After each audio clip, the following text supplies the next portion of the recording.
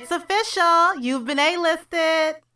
What's going on, everybody? This your boy Mel with A-List Lifestyle, and today we got a special guest in the building, Miss Taylor Symone. How you doing, Miss Lady? I'm good. How are you? All right. So we brought you here today is because we see you all over social media, but a lot of people don't know that you are behind a lot of beautiful things in the community.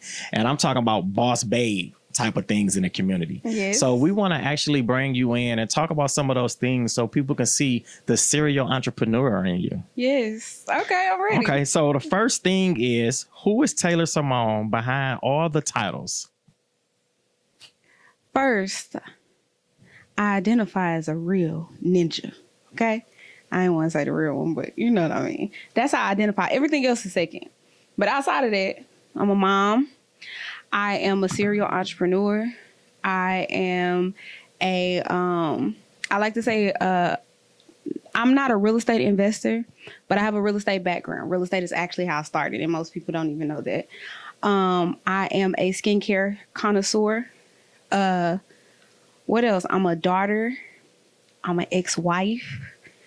I am a philanthropist in so many other ways. I am a connector. I am a great friend because I love to see all my people win. What else? I'm pretty sure other people will identify me as other things. But you're an esthetician. I'm an esthetician. That's a skincare connoisseur. So I hold a lot of hats, and I think I switched them hats up pretty well. Let's get into the esthetician stage. Wait. What? You know I can't say it No, right. say it. What's it? We want to break it down. Yes, break it down. Esthetician. Esthetician. Yeah. I'm still gonna say it wrong. Now Just say Esty. I'm a hood ninja from Detroit, so you know we speak totally different than these country I'm from folks down Pleasant here. Grove, so I understand. You know. Okay, so what actually sparked your passion for that in self-care? To be honest, I was maybe 23, I was about 23, and I was on Groupon, and I decided to go get a facial. Mind you, I'm black, so in my eyes, I'm like, black don't crack unless you use it. So I'm like, what is a facial? What is this? I was using Noxzema at the time. You know, I had my own skincare routine that I grew up doing. So I decided to do something outside of the box, and I went to this lady. I got my first facial, and we were just talking. Like, my skin felt good. She told me about my skin, and I was like, that was the first time I learned that black people really do need sunscreen. Yeah. Like, you got to be protected from the UVA and the UVB rays. Like, just because we got more melanin than the less melanated people, we still need sunscreen. So she was telling me about it, and I got interested, and I decided to go to school, and it's been up from there. I've been licensed for 12 years now. So when you look back, what moment you realized that you was really built for the entrepreneurship world? Actually, I was born to do it. Both of my parents were entrepreneurs, and funny story, I didn't meet my biological dad till I was like 26, 27, and rest in peace, he passed away when I was 30. So I feel like it was like divine intervention for us to meet and him to instill certain things into me at that time, because I was having a really hard time finding myself. Like, I grew up trying to figure out who I was, understand who I was. I had to tell the story about, you know, how my dad came into my life and all of that. Because in the 90s, y'all was tripping. The parents was tripping in the 90s.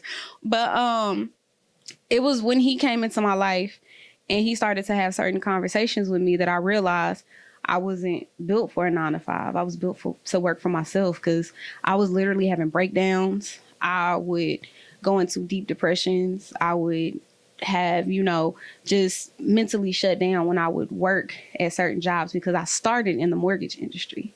So as a loan specialist, then I went into deed and liens and all kind of stuff. So that's how I got my real estate background. But when he came into my life, I knew, okay, I was born to be an entrepreneur, and it was like a light bulb just clicked for me. Wow, that's beautiful. It's like when you connect your roots to your purpose, it's up from there. I'm glad we got a chance to hear that from you, because I'm sure a lot of people that feel like they know you that didn't even know that about you. Yeah, nah, you know one day we might have to sit and talk about it. But my dad, my biological dad, don't get me wrong, my stepdad has raised me all my life, and we like this. I'm his Tay Monster. If you ever hear somebody call me Tay Monster, it comes from my stepdad. But when my dad came into my life, the 3 years I was allotted the opportunity to really get to know him, it completely changed my life because it put all the pieces I was looking for together. That's beautiful. Okay, so how did the name Bay Med Spa come to life, and what's the story behind it? I'm really big on acronyms. So I like taking words and putting meanings to them. So Bay actually stands for beauty and aesthetics. Most people know I used to have a spa called Touch and Skin. I used to have a business partner, bought out my business partner, decided to move forward. Things weren't going the way that I wanted them to go. Because when I bought out my business partner, I should have got a lawyer. I should have did everything the correct way. But in my head, I was just like, I didn't want to do my friend that way. So I kind of, I made a personal decision instead of standing on business. So Bay Med Spa came about because I realized that I wasn't able to flourish and actually move forward until I did away with the faulty foundation. That's so I had to start on new foundation, new soil, new ground that was solely developed just for me. And things have been up from there. So Bay Med Spa was curated just from an annotation of me wanting to combine, the beauty and the aesthetics, because we do so many different things within the industry. And I wanted to create something new on better soil. Wow. You speak so good, like you went to school for journalism. Shout out to Miss Bell. She was my high school teacher. She's actually, me and her, I love her to death. She was the one that was pulling me out the hallway from beating hoes up. And she was telling me, sit in this class. And we was in oral interpretation. We was in public speaking. So she made sure that I was very articulate, which is why I'm like, I have a sophisticated aura about myself. Say that one more time. Sophisticated. Sophisticated. Yes, what you mean? Sophisticated. Put a whole thingy at the bottom right here that says word of the day. So what it is that I'm very sophisticated. Like I can read you your rights in a very articulate form, but I can also go there with you. You know how white people, they be writing them emails and they be reading you in the emails, and in the black version, they be like, bitch, fuck you. But in the white version, it says, okay, Karen, I did not like how you spoke to me, blah, blah, blah. That's what I'm good at that. So you built multiple brands. How do you stay grounded while juggling so much? That's a great question. You ask really good questions. Did Thank anybody you. ever tell you ask really great questions? Let me tell you something real quick. So I'm always the one that's behind the camera. Mm-hmm. And my mentor told me that I need to be seen more. Mm-hmm. And that's how A-List Lifestyle came about. He wanted me to be seen in a light where I can get my flowers as I give everyone else theirs. Right. So I always used to be in the one in the background, making sure everyone else's stuff is good. Mm-hmm. And I'm coaching them and getting them ready. So when it was time for me, I just had to pull it to the forefront. So I really appreciate that. Yeah, no, I look, I like it. I like when people ask questions that will pull something out of an individual that most people don't see. And for me, I'm gonna be straightforward with you. I don't have a particular thing that keeps me grounded. I have a prayer that I say, I pray to be the happiest and the healthiest that I've ever been in my entire life. And what that means is whatever I attach to the end of that prayer, that is something that I am specifically working on within myself. And I just pray that prayer and I just ask God, hey, order my steps. Whatever I'm dealing with that I have going on, I know that you've already shown me the light at the end of the tunnel. I just have to figure out what it is and how to get there. So I try to keep myself surrounded by the things that make me happy. The things that bring me joy. So that's not I don't have a particular routine because every day is so different for me. But I just try to surround myself by the things that make me happy. I probably need to take my ass to the gym though, because the endorphins that all of that, they keep like, go to the gym and work out and you'll be, yeah, but it's hard. Like, I do believe it's hard because that's something I need to work on myself. I do believe that everything revolves around time management. Don't have that. When I first moved here, my wife showed me balance in different ways I didn't know I needed. Mm-hmm. I was just so much work. I'm the type of guy that want to pay our bills up for the whole year. My wife is the type of woman that's like, take me on a trip today. You know what I mean? I love your wife. So we balance each other out. And my wife, like yesterday, we had Netflix and chill at home. We ordered pizza. We laid up in the bed and we snuggled and watched scary movies. Like it was we was on chill. You got to talk about that more because I feel like we live in a world to where that's not realistic. Everybody wants to, they think money equates to happiness, or they think you got to do this, you got to do that. If you don't post it, it's not real. And I just hate that. It's like I have a love-hate relationship with social media. You know what I'm saying? Because it's like the real things get diluted and the fake things are amplified. And if we had more people showing the diluted version of what's real, then we would probably have less people that are depressed, because you have so many people trying to live up to what they see. When you like behind the scenes, that couple that you idolize, they beating on each other. Like it's a whole, they not even supposed to be by each other. Girl, they posting videos from 3 months ago. They not together. So it's like, I wish people would show more the things that are real opposed to the things that they feel like social media wants to see. Wow. I like that a lot. To be totally honest with you, sis, like if I didn't have a business, I wouldn't be on social media. Me neither. I would be ducked off. Yeah. I would be what Dre said, sweatpants, hair tied, chilling with no makeup on.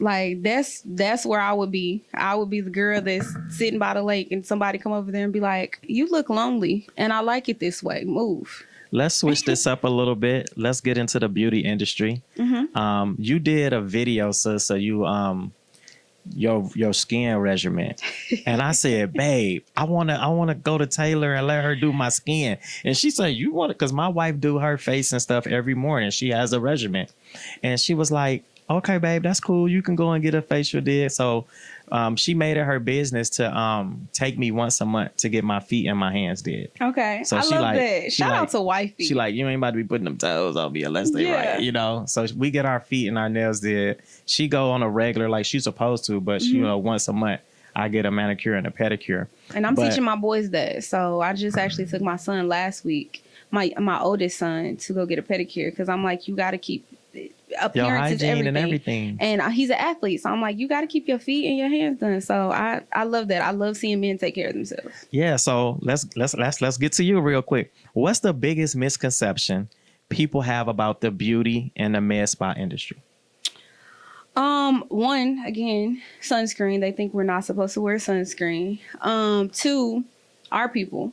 We think that one product, if we idolize one product and that product is what we supposed to do. Like Mary Kay for a minute was the product line. Ran the whole industry. But if you read what's in Mary Kay, then you're gonna, and you kind of read up on what, I hope I don't get canceled for this, but Mary Kay, you have a great line.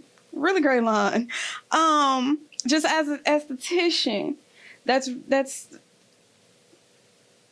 I wouldn't carry it in my spa. But it's not a bad line. But it's not good for all skin types as it is advertised. So I think the biggest misconception is people don't know or understand their skin, so they don't know what to look for. So like me, I have really dry skin. Like I have eczema. You can't tell that I have eczema because I know how to take care of my skin. I know the products to actually put on my skin that my skin will eat up, per se, that will hydrate my skin. And so I know that when I am wearing makeup, which I don't have makeup on, zoom in, where the camera is, zoom in. I don't have makeup on. But I know that when I am looking for products, I need to look for products that have more of a water base, because the water base is going to hydrate my skin. If I look for a product that is like any foundation that I use when I do wear makeup, it has to have a water base because it's going to connect itself to my skin a lot different than a powder base. So I think the biggest misconception is people don't understand their skin.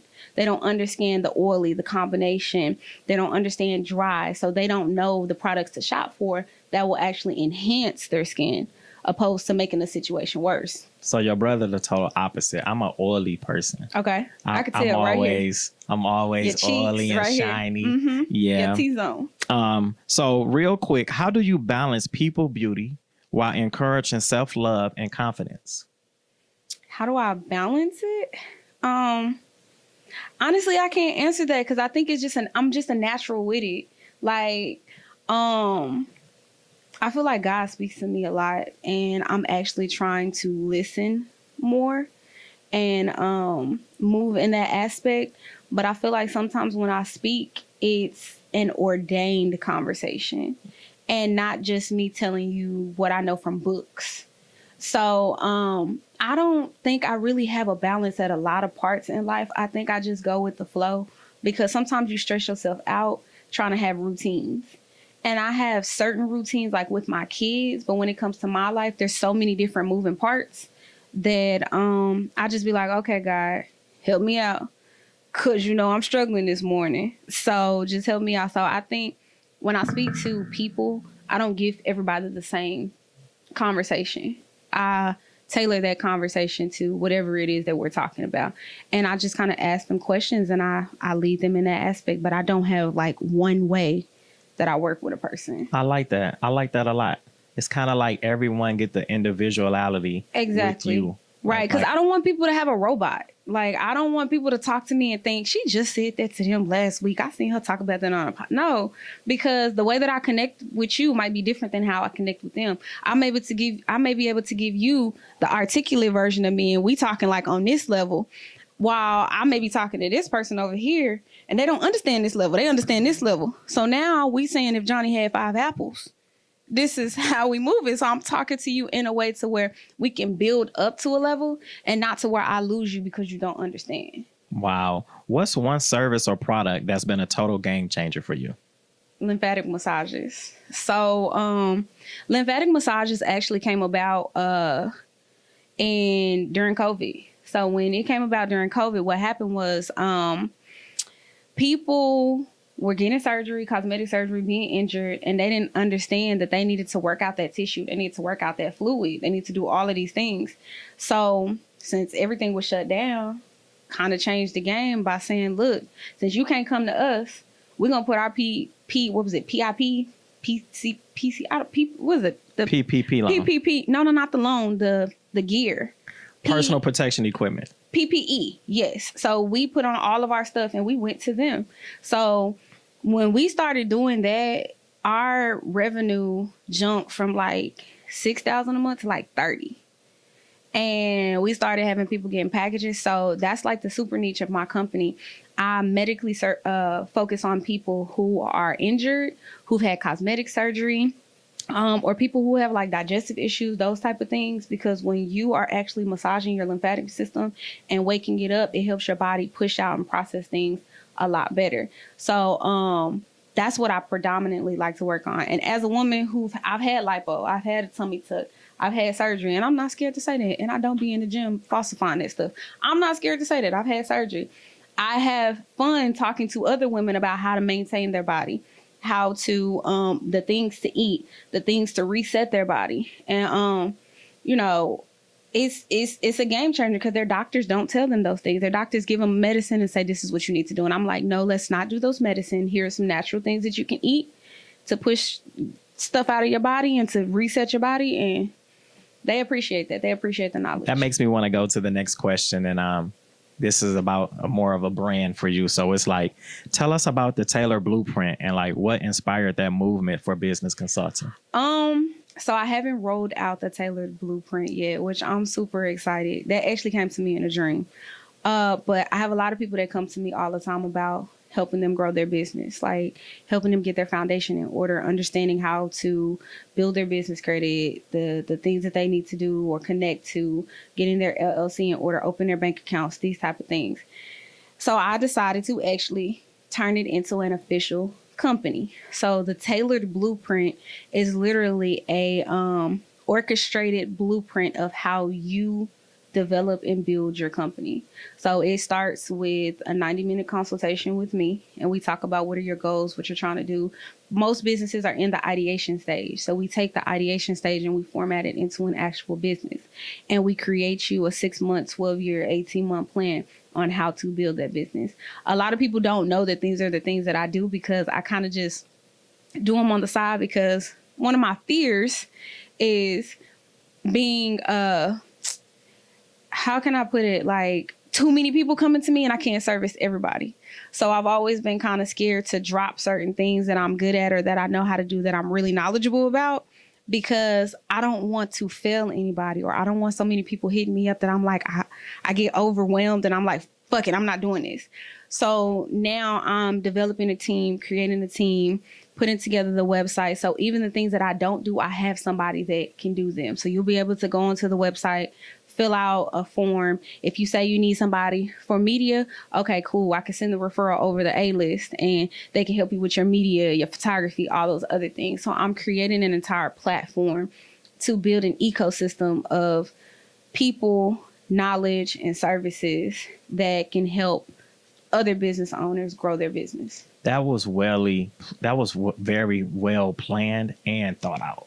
Yeah. Just sitting here listening to it, it's like, wow. It makes me want to say, what can we do to be a part of that? Or what do you need? Or how can we assist? And I'm sure other people will want to do the same, is because within all, you're working for the community. It's not just, a lot of people get in business and it's all about you. It's not about us, we, or the full collective. So I like the fact that what you're doing is going to help others at the end of the day. Yeah, most people don't realize you need a team. And from somebody that don't trust people, because I really don't trust nobody, I have done a lot of this stuff on my own, and I'm just now putting myself in a space of vulnerability, allowing people to help me, allowing people to come in and do the things that they are great at, that I keep trying to learn so that I can do it myself, when really it's just like, okay, Taylor, you need to learn it enough to critique, not to make it a actual task. Right. So that's where I'm at right now. So I'm excited. I can't wait for it to drop.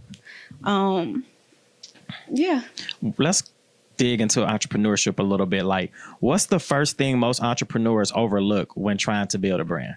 Being connecting yourself, putting yourself in rooms so where you can meet people that know what you don't know, or people that can help you get where you're trying to go. So I like to tell people all the time, it's okay to fail. It's okay to make mistakes.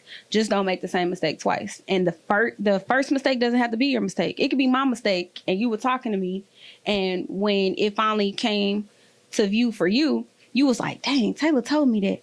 I'm going to just do this over here differently because she already told me how she did it, and now I need to do it a different way. So I think putting yourself in the rooms, putting yourself around the people, and just creating, again, an ecosystem is one of the things that people don't realize as a brand is very, very much needed, because you can't do it by yourself. I like that. That is very true. It took me a couple years to understand that. I went through a very hard time of getting people, is because people will want to come in, learn what you learn, and then feel like they can just duplicate it themselves. But they always came back.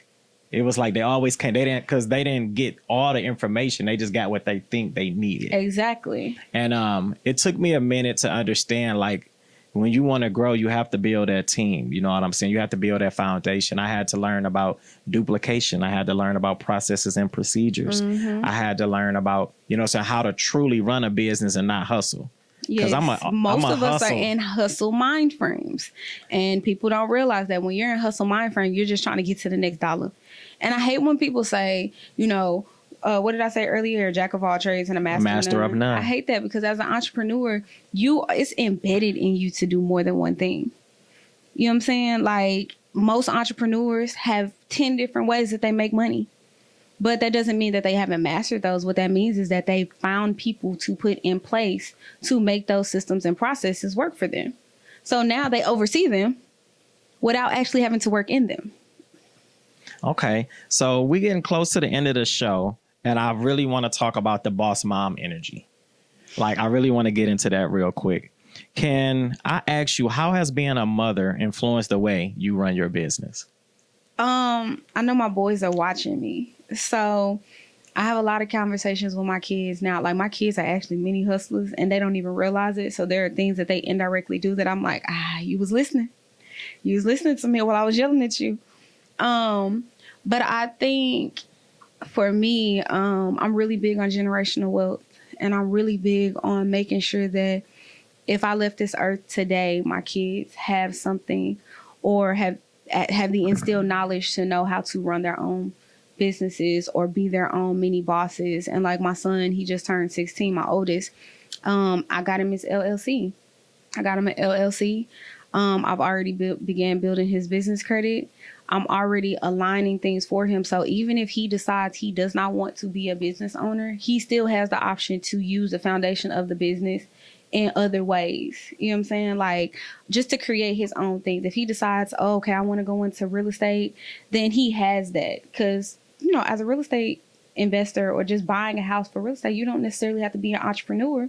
You could just be trying to obtain investments so that you have other sources of income. Other sources of income does not always mean you're an entrepreneur. It just means that you want stability. And so those are the things that I'm trying to create for them. So I think, like, as a mom, it has its pros and cons. Sometimes I get super frustrated because I'm like, I just need you to understand, like, I don't want you to make the same mistakes that I've made. And my oldest, we argue the most because my youngest, he doesn't understand just yet. But my oldest, I'm like, you're 2 years from 18. Like, just please, baby, listen to me. Like, I need you to know that your future starts now. It doesn't start at 20. It starts now. So it's just a lot of, you know, I have boys. Sometimes, you know, I got to punch them in the throat. But they still able to talk after that. So I'm glad you said that, is because my next question was leading to that. It's like, how do you manage the mom guilt, like, that comes with being a powerhouse entrepreneur? Like, how do work-life balance? I don't have a work-life balance. I don't believe in a work-life balance because things are thrown at you every day as an entrepreneur. Like, things happen all the time that you cannot control. And I am not gonna lie to you. I break down. Sometimes I question myself as a mom. Sometimes I'm like, you know, I'll ask my sister, I'll ask my sons, Mimi, like, am I doing the best? Like, am I a good mom? And I told her the other day, I was like, I just don't want my kids to feel like I'm a deadbeat mom. Like, I don't have time. And her exact words were, you can never be a deadbeat mom. Like, you show up in ways that most parents don't. And it's just like, I don't think I have any balance. I think I just do the best that I can, as all parents. I feel like all parents do the best that they can. Then when that grandbaby come, they be like, oh, I got a second chance to get it right. I'm not trying to be a grandmama right now, but I'm just saying, when my kids finally do have kids, I'm going to be a great, they can't call me grandma, but I'm going to be a great, Gigi. I don't even want that. I'm too young for that. We're going to figure that out. We're not going to speak that into existence right now. I'm just let's saying. get to the real question real quick. What does a day off look like for Taylor Symone, if that even exists? You ask really good questions. Because what is that? Use it in a sentence.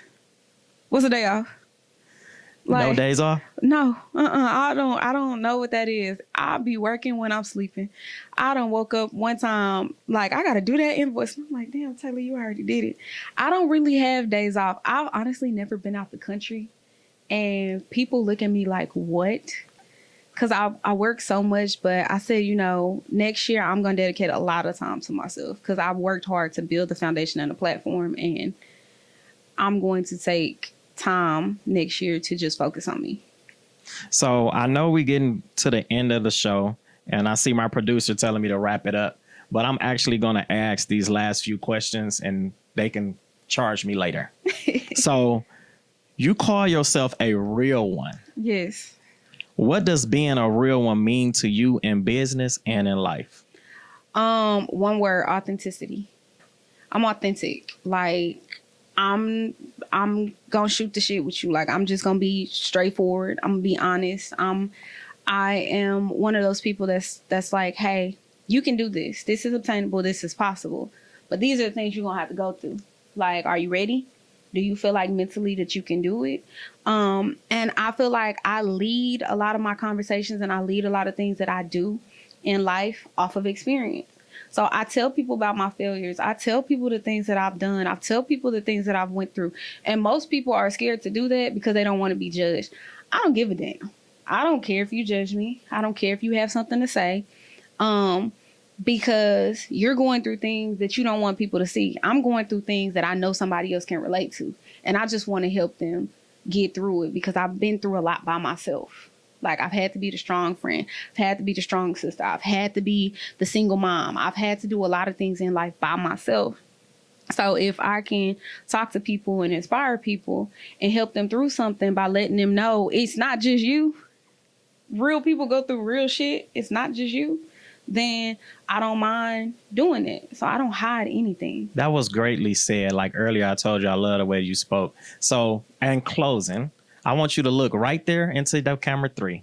And I want you to tell anybody that's out there that's looking to be a serial entrepreneur in the game what they can do. Words of encouragement from you. Words of encouragement, a few different gems. One, don't be scared to fail. You learn from your failures. Like, life is full of failures. If you are just always on the up and up, then you'll never know where you need to improve. 2, surround yourself with like-minded people. Create an atmosphere of improvement, an atmosphere of growth. If you're in a room with 5 dummies, you're going to be the 6th one. If you're in a room with 5 millionaires, you're going to be the 6th one. Always have a mind frame to absorb, to want to be better, to want to do better, and then never stop learning. You're always going to be learning something.